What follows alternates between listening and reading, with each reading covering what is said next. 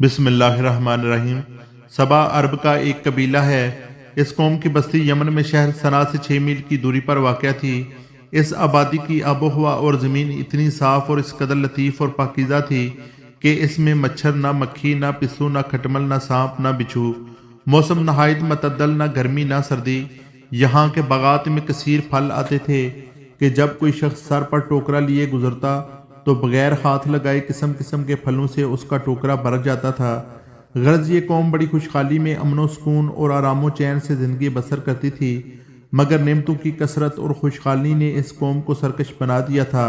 اللہ تعالیٰ نے اس قوم کی ہدایت کے لیے یکے بعد دیگرے 13 نبیوں کو بھیجا، جو اس قوم کو خدا کی نعمتیں یاد دلا دلا کر عذاب الہی سے ڈراتے رہے،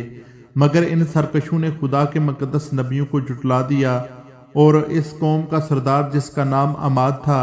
وہ اتنا متکبر اور سرکش آدمی تھا کہ جب اس کا لڑکا مر گیا تو اس نے آسمان کی طرف تھوکا اور اپنے کفر کا اعلان کر دیا، اور علانیہ لوگوں کو کفر کی دعوت دینے لگا، اور جو کفر کرنے سے انکار کرتا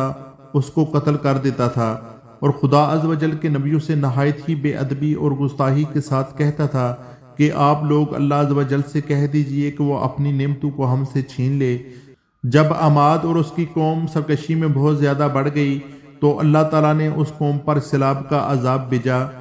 جب قوم سبا کی بستی کے کنارے پہاڑوں کے دامن میں بند باندھ کر ملکہ بلقیس نے 3 بڑے بڑے تالاب نیچے اوپر بنا دیے تھے، ایک چوہے نے خدا عز و جل کے حکم سے بند کی دیوار میں سوراخ کر دیا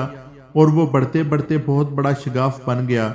یہاں تک کہ بند کی دیوار ٹوٹ گئی اور ناگہاں زوردار سیلاب آ گیا۔ بستی والے اس سوراخ اور شگاف سے غافل تھے اور اپنے گھروں میں چین کی نیند سو رہے تھے کہ اچانک سیلاب کی لہروں نے ان کی بستی کو غارت کر ڈالا اور ہر طرف بربادی اور ویرانی پھیل گئی، جس سے ان لوگوں کے